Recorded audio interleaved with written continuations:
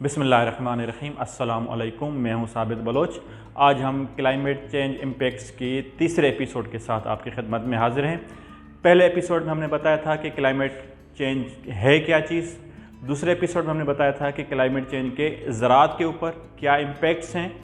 आज के इस एपिसोड में हम बताएंगे कि क्लाइमेट चेंज के ज़राअत के ऊपर जो इम्पैक्ट्स आ रहे हैं, उन इम्पैक्ट्स के नतीजे में एक किसान होने के नाते हमारी क्या ज़िम्मेदारियां बनती हैं। हम एक किसान होने के नाते क्या वो काम कर सकते हैं जिसके ज़रिए हम क्लाइमेट चेंज के इम्पैक्ट्स को ज़राअत के ऊपर कम से कम कर सकें। क्लाइमेट चेंज एक पूरी दुनिया में एक इशू है जिसको कम करने के लिए हर इंसान की ज़िम्मेदारियां हैं, चाहे वो सोशल साइंटिस्ट हो, चाहे वो रिसर्चर हो, चाहे वो पॉलिसी मेकर हो, चाहे वो किसान हो। क्योंकि हमारा ताल्लुक़ जो है वो किसानों से और ज़राअत से है, इसलिए हम सिर्फ फोकस कर रहे हैं ज़राअत के ऊपर कि एक किसान होने के नाते मेरी क्या ज़िम्मेदारियां हैं, मैं क्या वो काम करूं जिसके ज़रिए से ज़राअत के ऊपर जो क्लाइमेट चेंज के असरात मुरतब हो रहे हैं उनको हम कम से कम कर सकें। सबसे पहली चीज़ जो हमारा किसान कर सकता है वो है सस्टेनेबल एग्रीकल्चर, यानी पायदार काश्तकारी। आप लोगों ने इसका नाम बहुत सुना होगा, पायदार काश्तकारी का, सस्टेनेबल एग्रीकल्चर का।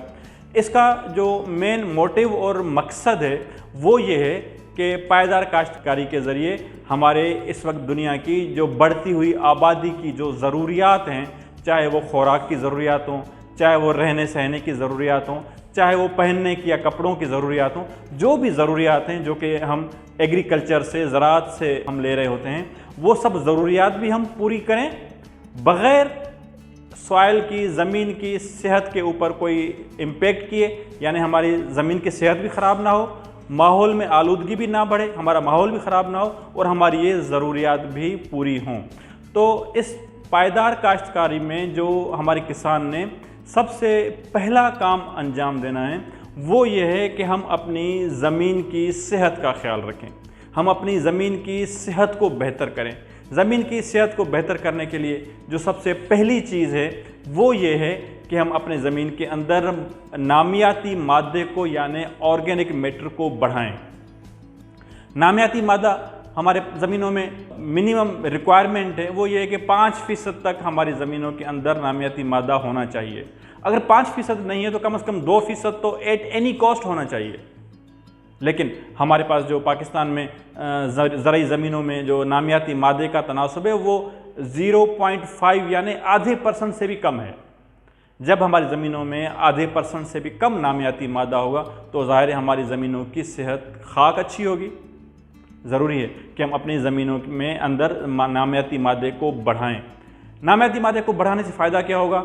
दोनों सूरतों में, अगर खुदा न खास्ता सैलाब आ जाता है, फ्लड आ जाता है, तो भी हमारी ज़मीनों में इतनी कुव्वत हो कि वो उस फ्लड को बर्दाश्त कर सकें, या अगर खुदा न खास्ता खुश्क साली आ जाती है, पानी की कमी हो जाती है, किल्लत हो जाती है, उस सूरत में भी हमारी ज़मीनों में के अंदर इतनी कुव्वत होनी चाहिए, इतनी सलाहियत होनी चाहिए कि वो हमारी ज़मीन जो है उस पानी की कम दस्तयाबी की सूरत हाल को भी फेस कर सकें, उसको उस सूरत हाल में भी हमें फसल की अच्छी पैदावार दे सकें। तो इन दोनों सूरतों में हमें फ़ायदा होगा। फ्लड आ जाए तो हमारी ज़मीनों में अगर नामियाती मादा अच्छी क्वांटिटी में मौजूद है तो हमें फ़ायदा होगा, अगर खुश्क साली आ जाए तो उस सूरत में भी हमें फ़ायदा होगा। अब मसला ये आता है कि हम किस तरीके से बढ़ाएं। एक तो हमारे पास आसान जो तरीका है वो ये है कि हम जो जानवरों का गोबर है वो हम अपनी ज़मीनों के अंदर उसको डिकम्पोज करके उसको इस्तेमाल करें। ये ऐसा तरीका है जिसके ज़रिए से हम अपनी ज़मीनों में नामियाती मादे को बढ़ा तो सकते हैं, लेकिन जब जून जुलाई में 50 डिग्री सेंटीग्रेड ऊपर से सूरज चमक रहा होता है तो वो सारे मादे को जला के खाक कर देता है। तो हमने जो मेहनत की थी वो ज़ाया हो जाती है। इसके लिए जो अच्छा तरीका है वो ये है कि हमारे पास जो फसलों की बाकियात हैं वो हम ज़मीनों को वापस लौटा दें। मिसाल के तौर पे अगर हमने जो चीज़ फसल से लेनी है, अगर हम बात करते हैं गंदम की बात करें तो गंदम की सूरत में जो हमने गेहूं की सूरत में जो दाना हमने ले लिया वो हमारा हक है। बाकी उसके अलावा जितना भी प्लांट है, पौधा है, वो ज़मीन का हक है, वो हम ज़मीन को वापस लौटा दें। इसी तरीके से जितने भी फसलें हैं हमारे, हर फसल की जो भी बाकियात हैं वो हम ज़मीन के अंदर वापस लौटा दें, उसके अंदर मिक्स कर दें, ताकि ज़मीन के अंदर जो नामियाती मादा है वो बढ़ सके। ज़मीन के अंदर नामियाती मादा बढ़ेगा तो उस सूरत में हमारी ज़मीन की सेहत भी अच्छी रहेगी और हमें इस जो क्लाइमेट चेंज के जो इम्पैक्ट्स आ रहे हैं इस सूरत में हमारे लिए मददगार साबित होगी। दोनों सूरतों में, फ्लड आ जाए या खुश्क साली आ जाए, इन दोनों सूरतों में पहला काम हमने ये करना है। दूसरा काम जो हमारे काश्तकार ने करना है माहौलियाती असरात के जवाब में, वो दूसरा काम यह है कि हम जो है वो जितने भी फसलात लगा रहे हैं, जो भी फसल लगा रहे हैं, उनमें रोटेशन लाएं, तब्दीली करें उन फसलों में। हमेशा एक ही फसल न लगाएं, क्योंकि हमेशा एक ही फसल लगाने से भी ज़मीन की जो है वो सेहत ख़राब होती है। एक ही तरीके से वो ज़मीन के अंदर जो मिनरल्स मौजूद हैं, जो ग़िज़ाई अज्जा मौजूद हैं, वो कम से कम होते जाते हैं और ज़मीन एक तरह से जो है वो उन ग़िज़ाई अज्जा में कम दस्तयाबी की वजह से ज़मीन हमारी ख़राब होना और बीमार होना शुरू हो जाती है। इसलिए फसलात की जो तब्दीली है, फसलों में जो रोटेशन है, उसको हम बढ़ाते रहें और उसमें हम जो है वो मुख्तलिफ़ फसलें जो है वो लगाते रहें। दूसरा तरीका ये है। तीसरा तरीका ये है हमारे किसान के लिए कि हम एक वक्त में एक से ज़्यादा फसल लगाएं, ताकि अगर खुदा ना खास्ता अगर क्लाइमेट चेंज के नतीजे में कोई बहुत ज़्यादा बारिश आ जाती है या फ्लड आ जाता है या खुश्क साली आ जाती है, तो इन सारी सूरतों में टेम्परेचर बहुत ज़्यादा बढ़ जाता है या टेम्परेचर कम हो जाता है, इन सारी सूरत हालों को फेस करने के लिए अगर खुदा ना खास्ता हमारा एक फसल ख़राब हो जाता है तो दूसरे फसल से हमें मुनासिब आमदनी मिल जानी चाहिए। ऐसा ना हो कि अगर हमारे पास एक ही फसल लगा है वो सारे का सारा ख़त्म हो जाए तो हमारा किसान जो है वो ज़ीरो पे आ जाएगा। ज़ीरो पे नहीं आना चाहिए। अगर किसी एक फसल में हम खुदा ना खास्ता 25% पे या 10% पे आ गए तो दूसरे फसल में हम 70-80% पे भी अगर चले जाएँ तो हमें कुछ ना कुछ जो है वो आमदनी मिल जाएगी। हमारे किसान का जो है वो सर्वाइवल हो जाएगा, उसकी जो है वो आगे ज़िंदगी को चलाने के लिए जो है वो चीज़ें दस्तयाब हो जाएंगी। तीसरा तरीका ये है। चौथा तरीका जो हमारे किसान को करना चाहिए वो ये है कि हम पानी को सही इस्तेमाल करें। पानी के इस्तेमाल को जो है वो हम बेहतर से बेहतर कर सकें।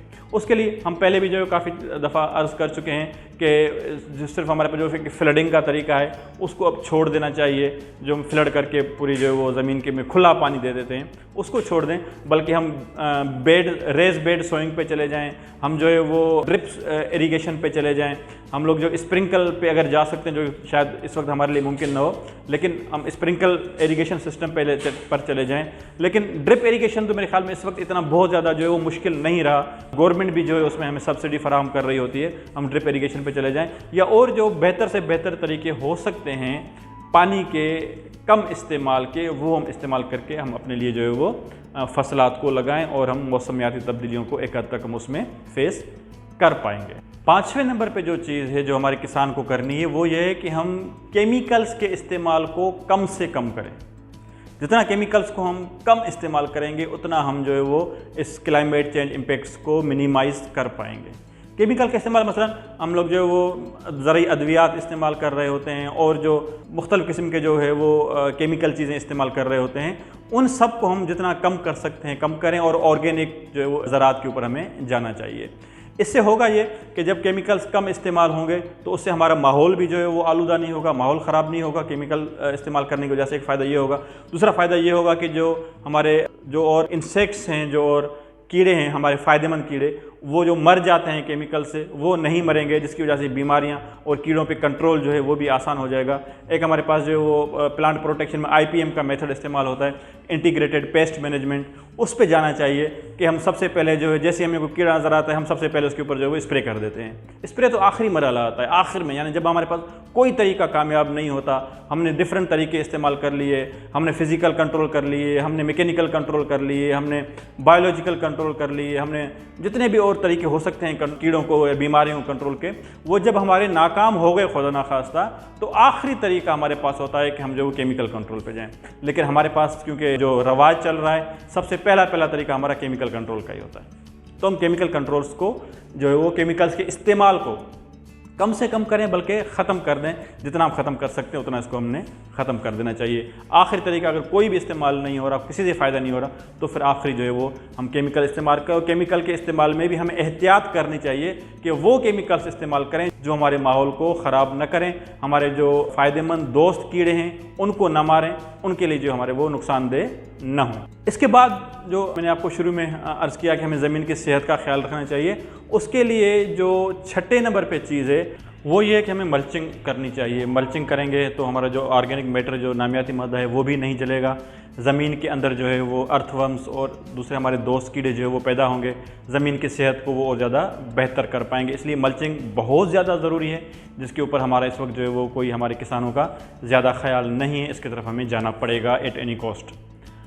इसके अलावा जो 7वें नंबर पे चीज़ है वो ये है कि हम एग्रो फॉरेस्ट्री की तरफ जाएँ। एग्रो फॉरेस्ट्री यानी अपनी ज़मीनों के अंदर दरख्त लगाएं। उस जगह पे जहाँ पे फसलात के ऊपर जो है हमारी फसल के ऊपर दरख्त का जो छाँव नहीं आ रही है, हमारे दरख्त की वजह से फसल ख़राब नहीं हो रहे, बाकी साइडों में जितना ज़्यादा हो सकता है हमें दरख्त लगाने चाहिए। बहुत ज़्यादा दरख्त लगाने से हमारे जो क्लाइमेट जो इम्पैक्ट्स आ रहे हैं हमारे माहौल के ऊपर, उनसे बचा जा सकता है। हमारे ज़मीन का जो माहौल ख़राब होने का एक जो मेन सबब है, रीज़न है, वो इन दरख्तों का कटना है। दरख्त ख़त्म हो चुके हैं हमारे पास, हमारे जंगलात ख़त्म हो चुके हैं। इसलिए मजबूरन हमें उन जंगलात को अपनी ज़मीनों में, अपने जो है वो खेतों में लाना पड़ेगा कि हम खेतों में आके उन जंगलात को, उन दरख्तों को लगाएं, उनको बढ़ाएं। जितना दरख्त बढ़ेंगे उससे बहुत ज़्यादा जो हमारे फ़वायद होंगे। एक तो फ़ायदा ये होगा कि जो मैंने अपनी पिछली वीडियो में अब खिदमत में अर्ज़ किया था कि जो क्लाइमेट चेंज के इम्पैक्ट्स आ रहे हैं हमारे काश्तकारी के ऊपर, उसमें एक ये कि हमारी सॉइल इरोजन हो रही है। सॉइल इरोजन यानी जो हमारे ज़मीन का जो ऊपर वाला ज़रखेज़ हिस्सा है वो फ्लड में या सैलाब में बह के चला जाता है। दरख्तों की वजह से सॉइल इरोजन नहीं होगी, कम से कम होगी, और हमारा जो वो ज़रखेज़ हिस्सा है वो बच जाएगा। हमारी काश्तकारी बेहतर तरीके से हम कर पाएंगे इस क्लाइमेट चेंज के बावजूद भी। एक फ़ायदा दरख्तों का ये होगा। दूसरा फ़ायदा दरख्तों का ये होगा कि जो कार्बन डाइऑक्साइड जो हमारा दरख्त जो है वो जज़्ब करेगा, खुद यूटिलाइज़ करेगा, बाकी जो रिमेनिंग उसके पास एक्स्ट्रा बच जाएगा वो हमारी ज़मीन के अंदर डिपॉजिट कर देगा, वो उसको ज़मीन के अंदर जो है वो उसको डाल देगा। यानी माहौल के अंदर जितना कार्बन डाइऑक्साइड मौजूद है वो हमारा दरख्त जो है वो माहौल से लेकर ज़मीन के अंदर डिपॉजिट कर देगा। उसकी वजह से जो हमारी ज़मीन का जो टेम्परेचर बढ़ रहा है, जो माहौलियाती आलूदगी बढ़ रही है, वो भी कम से कम होगी, उसके ऊपर भी इम्पेक्ट आएगा, हमें फ़ायदा होगा उसका। इसके अलावा दरख्तों की वजह से हमें ज़ाहिर है किसान को जो है वो एक लकड़ी मिल जाएगी, वो उसको बेच के जो है वो उससे पैसे भी कमा सकता है, अगर वो इसको हम मुस्तकिल इसको हम यूटिलाइज़ करते रहें और दरख्त को लगाते रहें। तो दरख्तों को लगाना चाहिए ताकि हमारा किसान जो है वो इस माहौलियाती जो तब्दीलियाँ हो रही हैं उनके असरात के जवाब में जो है वो कुछ ना कुछ कर सके। आखिरी चीज़, लास्ट बट नॉट लीस्ट, वो ये है कि जो भी मौसमियाती तब्दीलियाँ हो रही हैं, जो भी वेदर चेंजिंग्स आ रही हैं, हमारे किसान को उनसे अवेयर रहना चाहिए, उनके बारे में पता होना चाहिए कि कब बारिश होनी है, कब बारिश नहीं होनी, कब दर्जा हरारत बढ़ना है, कब दर्जा हरारत कम होना है, किस वक्त जो है वो फ्लड आना है, किस वक्त जो है वो दरिया में फ्लड आएगा, सैलाब आएगा। इन सब चीज़ों से अवेयर रहना चाहिए, उसको मालूमात होनी चाहिए। उसके लिए जो ज़्यादा से ज़्यादा जो टेक्नोलॉजी है उसके करीब आना पड़ेगा। अगर हम अपने ज़मीनों के ऊपर एक छोटे पैमाने पे कोई वेदर स्टेशन लगा सकते हैं वो लगा लेना चाहिए, ताकि हमें अपने माहौल के बारे में, अपने वेदर और मौसम के बारे में पता रहना चाहिए, अवेयरनेस होनी चाहिए कि हमारे पास क्या सूरत हाल है। ये वो बुनियादी कुछ चीज़ें हैं जो कि आपकी खिदमत में मैंने अर्ज़ की। इनको एडॉप्ट करके हमारा किसान जो माहौलियाती असरात हो रहे हैं, जो मौसमियाती तब्दीली के असरात हो रहे हैं, उनको हम अपनी ज़राअत के ऊपर कम से कम असरात को मुरत्तब कर सकते हैं, उनके असरात को कम से कम कर सकते हैं, जिसके नतीजे में हम अपनी ज़राअत भी बढ़ा सकते हैं और अच्छी पैदावार भी ले सकते हैं। बहुत शुक्रिया।